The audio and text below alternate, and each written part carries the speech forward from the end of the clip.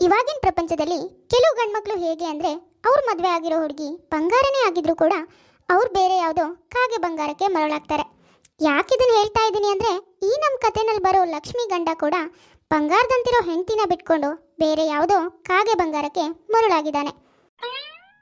ಈ ಕಾಗೆ ಬಂಗಾರ ಯಾರು ಅಂತ ತಿಳ್ಕೊಳ್ಳೋಕ್ಕಿಂತ ಮೊದಲು ಡಿಸ್ಕ್ರಿಪ್ಷನಲ್ಲಿ ಫೇಸ್ಬುಕ್ ಪೇಜ್ ಲಿಂಕ್ ಕೊಟ್ಟಿದ್ದೀನಿ, ದಯವಿಟ್ಟು ಫಾಲೋ ಮಾಡಿ ಹಾಗೆ ಸಪೋರ್ಟ್ ಮಾಡಿ.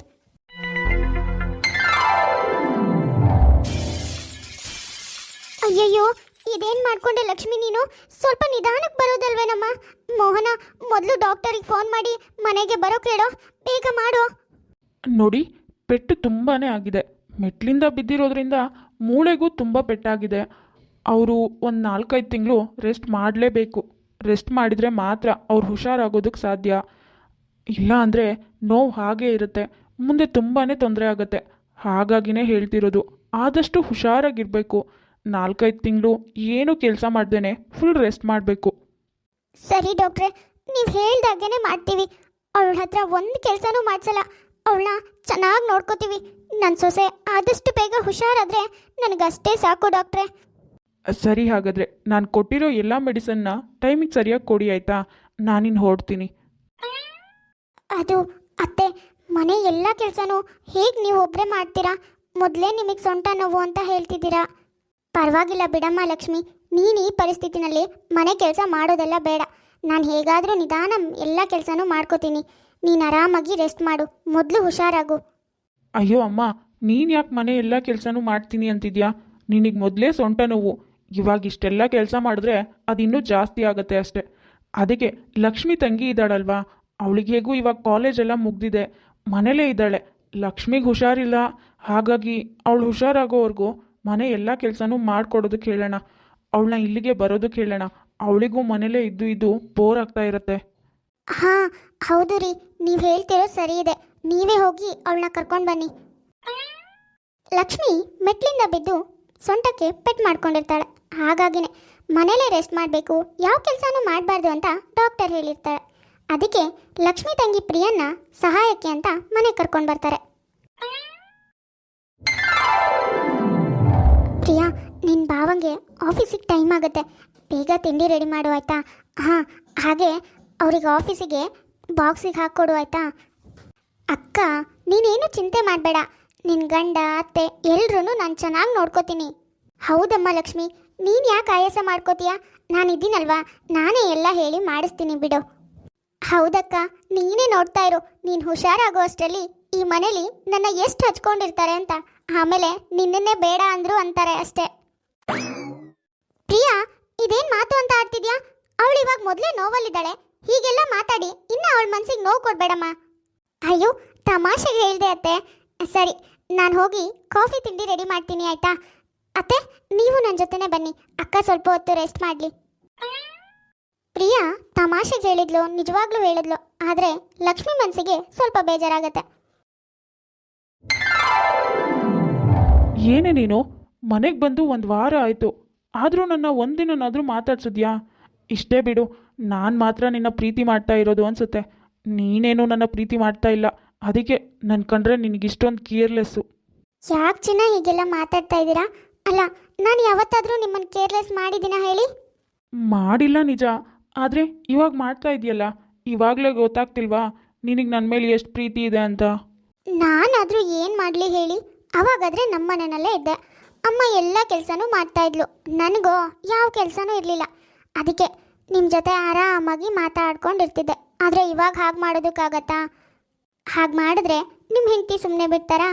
ಆಮೇಲೆ ಏನಿಲ್ಲ, ನನ್ನ ಗಂಡನ ಸುದ್ದಿಗೆ ಬರ್ತಿದ್ಯಾ ಅಂತ ಮನೆಯಿಂದ ಇವತ್ತೇ ಹೊರಗೆ ಹಾಕ್ಬಿಡ್ತಾಳೆ ಅಷ್ಟೇ. ನೋಡು, ಸುಮ್ಮನೆ ಅವಳನ್ನ ನನ್ನ ಹೆಂಡತಿ ಅಂತ ಮಾತ್ರ ಹೇಳಬೇಡ. ನನಗೆ ಅವಳು ಕಂಡ್ರೆ ಮೈಯೆಲ್ಲ ಉರಿಯುತ್ತೆ. ಹೇಗೋ ಸ್ವಲ್ಪ ದಿನ ತಡ್ಕೊಂಡಿದ್ದೀನಿ ಅಷ್ಟೇ. ಓಹೋ, ಏನೊಬ್ಬ ಹೆಂಡತಿಗೆ ಹುಷಾರಿಲ್ಲ ಅಂದ್ಕೂಡ್ಲೇ ಹೆಂಡತಿಗೆ ಕಷ್ಟ ಆಗತ್ತೆ ಅಂತ ನನ್ನ ಕರ್ಕೊಂಡು ಬಂದ್ರಿ, ಆದರೆ ಇವಾಗ ಅವಳು ಕಂಡ್ರೆ ಆಗಲ್ಲ ಅಂತ ಅನ್ನೋದಾ? ಈ ಡವ್ವೆಲ್ಲ ಬೇಡಪ್ಪ. ಹಾಗೆಲ್ಲ ಏನಿಲ್ಲ ಬೇಬಿ, ನಿನ್ನ ನೋಡಬೇಕು ಅಂತಾನೆ ಕರೆಸಿದ್ದು ಕಣೆ. ಅಮ್ಮ ಪ್ರಿಯಾ, ಪ್ರಿಯಾ, ಟೆರೆಸ್ ಮೇಲೆ ಒಬ್ಳೆ ಏನು ಮಾಡ್ತಿದ್ಯಮ್ಮ? ಟೈಮ್ ಆಯಿತು, ಕೆಳಗೆ ಬಾ. ನನಗಿಲ್ಲಿ ನಿಮ್ಮ ಮುದ್ದಿನ ಹೆಂಡತಿಗಿಂತನೂ ನಿಮ್ಮ ತಾಯಿ ಕಾಟನೇ ಹೆಚ್ಚಾಯಿತು. ಛೇ. ಹೇ ಬೇಬಿ, ಹಾಗೆಲ್ಲ ಹೇಳ್ಬಾರ್ದು ಕಣೆ, ಮುಂದೆ ಅವ್ರು ನಿನಗೆ ಅತ್ತೆ ಆಗಬೇಕು. ಹಾಂ, ಏನತ್ತೆ ಕರೆದ್ರಲ್ಲ, ಏನಾದರೂ ಬೇಕಿತ್ತಾ? ಏನೂ ಬೇಡಮ್ಮ, ಹೊರಗಡೆ ಮಳೆ ಬರೋ ಹಾಗಿತ್ತಲ್ಲ, ಅದಕ್ಕೆ ಕರೆದೆ. ಅದು ಬೇರೆ ಕೆಲಸ ಮಾಡಿ ಮಾಡಿ ಸುಸ್ತಾಗಿರ್ತೀಯ, ಟೈಮ್ ಆಗಿದೆ, ಬಾ ಮಲ್ಕೊಳ್ಳೋಣ. ಪ್ರಿಯಾ ಮತ್ತು ಮೋಹನ್ ನಡುವೆ ಸಂಬಂಧ ಇರುತ್ತೆ, ಆದರೆ ಈ ವಿಷಯ ಮನೇಲಿ ಯಾರಿಗೂ ಗೊತ್ತೇ ಇರಲ್ಲ. ಹೀಗೆ ಒಂದು ಸ್ವಲ್ಪ ದಿನ ಕಳೆಯುತ್ತೆ. ಛೇ, ಬಾಟಲ್ನಲ್ಲಿ ನೀರು ಬೇರೆ ಖಾಲಿ ಆಗಿದೆಯಲ್ಲ. ಪ್ರಿಯಾ ಅದೇನು ಕೆಲಸ ಮಾಡ್ತಿದ್ದಾಳೋ ಏನೋ, ಎಲ್ಲ ಕೆಲಸನೂ ಪಾಪ ಅವಳೇ ಮಾಡಬೇಕು. ಇವಾಗ ನೀರು ಬೇಕು ಅಂತ ಮತ್ತೆ ಕರೆಯೋದು ಬೇಡ. ನಾನು ಇದೇ ರೂಮ್ನಲ್ಲೇ ಇದ್ದು ಬೇಜಾರಾಗಿದೆ. ನಿಧಾನಕ್ಕೆ ಹೋಗಿ ಅಡುಗೆ ಮನೆಯಿಂದ ನಾನೇ ನೀರು ತಗೊಂಡು ಬರೋದು ಒಳ್ಳೆಯದು. ಹೌದು, ಹಾಗೆ ಮಾಡ್ತೀನಿ. ಅಬ್ಬಾ, ಇದೇನು ಮಾಡ್ತಿದ್ದೀರಾ ಬೇಬಿ ನೀವು? ಕೈ ಬಿಡಿ ಮೊದಲು, ಯಾರಾದರೂ ನೋಡ್ತಾರೆ. ಅಯ್ಯೋ, ಅದು ಯಾಕೆ ಹೆದರ್ಕೋತೀಯಾ? ಅಮ್ಮ ಪೇಟೆ ಕಡೆ ಹೋಗಿದ್ರೆ, ಇನ್ನು ನಿಮ್ಮ ಅಕ್ಕನೋ ಅವಳು ಹೇಗೂ ಬರೋ ಸ್ಥಿತಿನಲ್ಲಿಲ್ಲ. ನಿಮ್ಮ ಹೆಂಡತಿ ಇವಾಗ ಸ್ವಲ್ಪನೇ ಹುಷಾರಾಗಿದ್ದಾರೆ ಬೇಬಿ. ಅಯ್ಯೋ, ಅವಳಂತೂ ಸದ್ಯಕ್ಕೆ ಹುಷಾರಾಗಲ್ಲ ಬೇಬಿ. ಅವಳು ತೆಪ್ಪಗೆ ಒಂದು ಮೂಲೆನಲ್ಲಿ ಬಿದ್ದಿರಲಿ ಅಂತಾನೆ ಅವಳ ಮೆಟ್ಲ ಮೇಲಿಂದ ಬೀಳೋ ಹಾಗೆ ಮಾಡಿರೋದು. ಏನು ಹೇಳ್ತಾ ಇದ್ದೀರಾ ಬೇಬಿ ನೀವು? ಅಕ್ಕ ಕೆಳಗೆ ಬೀಳೋದಕ್ಕೆ ನೀವಾ ಕಾರಣ? ಹೌದು ಬೇಬಿ, ನನಗೆ ಅವಳನ್ನ ಮದುವೆ ಆಗೋದಕ್ಕೆ ಮನಸ್ಸೇ ಇರಲಿಲ್ಲ. ನಿನ್ನ ಮದುವೆ ಆಗಬೇಕು ಅಂದ್ಕೊಂಡಿದ್ದೆ, ಅದು ನಿನಗೂ ಗೊತ್ತು ತಾನೆ. ಆದರೆ ಅನಿವಾರ್ಯವಾಗಿ ಅವಳನ್ನೇ ಮದುವೆ ಆಗಬೇಕಾಯ್ತು. ಆದರೆ ನಿನ್ನ ಅಕ್ಕನೋ ಅದು ಮಾಡಿಕೊಡ್ಲಾ ಇದು ಮಾಡಿಕೊಡ್ಲಾ ಅಂತ ಹಿಂಸೆ ಮಾಡ್ತಾಯಿದ್ಲು. ಅದಕ್ಕೆ ಮೆಟ್ಲು ಮೇಲೆ ಎಣ್ಣೆ ಚೆಲ್ಲಿ ಅವಳ ಕೆಳಗೆ ಬೀಳೋ ಹಾಗೆ ಮಾಡಿದೆ. ಇವಾಗ ನೋಡು, ನಿನ್ನ ಜೊತೆ ಎಷ್ಟು ಆರಾಮಾಗಿದ್ದೀನಿ. I love you so much baby. Wow, ಎಂತ ಒಳ್ಳೆ ಐಡಿಯಾ. ನನಗಂತೂ ತುಂಬ ಖುಷಿ ಆಗ್ತಿದೆ. ಛೇ, ಅಂದರೆ ಇದೆಲ್ಲ ಬೇಕಂತಾನೆ ಮಾಡಿರೋದು. ಇವ್ರಿಗೆ ನನ್ನ ಕಂಡ್ರೆ ಸ್ವಲ್ಪನೂ ಇಷ್ಟ ಇಲ್ಲ. ಆದರೆ ಇಷ್ಟು ದಿನ ಇಷ್ಟ ಇರೋ ಹಾಗೆ ನಾಟಕ ಮಾಡ್ತಾ ಇದ್ರು. ಛೇ, ಈ ಊರಿಗೇನೋ ನನ್ನ ಬಗ್ಗೆ ಏನೂ ಗೊತ್ತಿಲ್ಲ. ಆದರೆ ಪ್ರಿಯಾ ಹುಟ್ಟಾಗಿಂದ ನನ್ನನ್ನು ನೋಡ್ತಿದ್ದಾಳೆ. ಅವಳಿಗೂ ನನಗೆ ಮೋಸ ಮಾಡಬೇಕು ಅನಿಸ್ತು. ಛೇ, ಏನು ಮಾಡಲಿ ನಾನಿವಾಗ? ಲಕ್ಷ್ಮಿ, ಏನಾಯ್ತಮ್ಮ? ಯಾಕೆ ಇಲ್ಲಿ ಸುಮ್ಮನೆ ನಿಂತ್ಕೊಂಡಿದ್ಯಾ? ಆರಾಮಿದ್ಯಾ ತಾನೇ? ನಿನ್ನ ತಂಗಿಯಿಂದ ತುಂಬ ಉಪಕಾರ ಆಯಿತು ಕಣೆ. ನಮ್ಮನೆ ಮಹಾಲಕ್ಷ್ಮಿನ ಇಷ್ಟು ಬೇಗ ಹುಷಾರು ಮಾಡ್ತಾಳೆ ಅಂತ ಅಂದ್ಕೊಂಡೇ ಇರಲಿಲ್ಲ ನೋಡು. ಏನು ಅಂತ ಹೇಳಿ ಅತ್ತೆ, ನನ್ನ ಈ ಪರಿಸ್ಥಿತಿಗೆ ನಿಮ್ಮ ಮಗನೇ ಕಾರಣ ಅಂತ. ನನ್ನ ಈ ಮನೆಯಿಂದ ಕಳಿಸೋದಕ್ಕೆ ಎಲ್ಲ ತಯಾರಿನೂ ಮಾಡ್ತಿದ್ದಾರೆ ಅಂತ ನಿಮ್ಗೆ ಹೇಗೆ ಹೇಳಿ ಅತ್ತೆ? ನಿಮ್ಮ ಮಗ ಮಾಡ್ತಿರೋ ಮೋಸನ ಕೇಳಿಸ್ಕೊಂಡು ಅದು ಹೇಗೆ ಸತ್ಯ ಅರ್ಗಿಸ್ಕೋತೀರಾ ಅತ್ತೆ? ಯಾಕಮ್ಮ ಲಕ್ಷ್ಮಿ, ಏನು ಯೋಚನೆ ಮಾಡ್ತಿದ್ಯಾ? ಹಾಂ, ಅದೇನಿಲ್ಲ ಅತ್ತೆ, ನನಗೆ ಯಾಕೋ ತುಂಬ ಸುಸ್ತಾಗ್ತಿದೆ, ನಿದ್ದೆ ಬಂದಂಗೆ ಆಗ್ತಿದೆ. ನಾನು ಸ್ವಲ್ಪ ಹೊತ್ತು ಮಲಗಿ ಹೇಳ್ತೀನಿ, ಆಯಿತಾ? ಸರಿ ಕಣಮ್ಮ, ನೀನು ರೆಸ್ಟ್ ಮಾಡು, ನಾನು ಆಮೇಲೆ ಬಂದು ಮಾತಾಡಿಸ್ತೀನಿ ನಿನ್ನ, ಆಯಿತಾ? ಸಾರಿ ಅತ್ತೆ, ನಿಮ್ಮ ಮಗನ ಬಗ್ಗೆ ಹೇಗೆ ಹೇಳಿ ಅಂತಲೇ ಗೊತ್ತಾಗ್ತಿಲ್ಲ, ಅದಕ್ಕೆ ಸುಮ್ಮನೆ ಅಂದೆ, ನನ್ನ ಕ್ಷಮಿಸ್ಬಿಡಿ.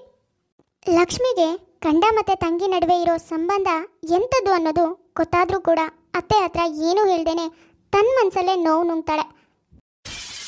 ಹೀಗೆ ದಿನಗಳು ಕಳೆಯುತ್ತೆ. ಲಕ್ಷ್ಮಿ ಕೂಡ ಸ್ವಲ್ಪ ಹುಷಾರಾಗಿರ್ತಾಳೆ. ಅಯ್ಯೋ ಪ್ರಿಯಾ, ಯಾಕಮ್ಮ ತಲೆ ಸುತ್ತ ಬಿದ್ಬಿಟ್ಟೆ? ಏನಾಯ್ತು? ಅದು ಅತ್ತೆ, ಯಾಕೋ ಸ್ವಲ್ಪ ಸುಸ್ತಾಗ್ತಿತ್ತು, ಹಾಗಾಗಿ ತಲೆ ಸುತ್ತ ಬಿದ್ಬಿಟ್ಟೆ. ಊಟ ತಿಂಡಿ ಎಲ್ಲ ಸರಿಯಾಗಿ ಮಾಡ್ತಿಲ್ವಲ್ಲ, ಅದಕ್ಕೆ ಅನಿಸುತ್ತೆ. ಅಯ್ಯೋ ಹೌದೇನಮ್ಮ, ಸರಿ ಇರು, ಡಾಕ್ಟರನ್ನ ಬರೋಕ್ಕೆ ಹೇಳ್ತೀನಿ, ಆಯಿತಾ? ಡಾಕ್ಟರ್ ಎಲ್ಲ ಬೇಡ ಅತ್ತೆ, ನನಗೇನೂ ಆಗಿಲ್ಲ, ಸ್ವಲ್ಪ ಹೊತ್ತು ರೆಸ್ಟ್ ಮಾಡಿದ್ರೆ ಎಲ್ಲ ಸರಿಯಾಗುತ್ತೆ. ಏನು ಬೇಬಿ, ಏನೋ ತಲೆ ಸುತ್ತ ಬಿದ್ದಿಯಂತೆ? ಅಯ್ಯೋ, ಏನು ಹೇಳ್ತಿದ್ರ ಅತ್ತೆ ನೀವು? ತಲೆ ಸುತ್ತ ಬಿದ್ಲಾ? ಏನಾಗಿದೆಯೋ ಏನೋ. ಇರಿಯತ್ತೆ, ಹೋಗಿ ನೋಡ್ಕೊಂಡು ಬರ್ತೀನಿ. ಸರಿ ಇರಮ್ಮ, ನಾನು ನಿನ್ನ ಜೊತೆ ಬರ್ತೀನಿ. ಅದೇನಿಲ್ಲ ಡಾರ್ಲಿಂಗ್, ನೀವು ತಂದೆ ಆಗ್ತಿದ್ದೀರಾ. ನೀವು ಕೊಟ್ಟಿರೋ ಗಿಫ್ಟಿಂದಾನೆ ಇವತ್ತು ನಾನು ತಲೆ ಸುತ್ತ ಬಿದ್ದಿರೋದು.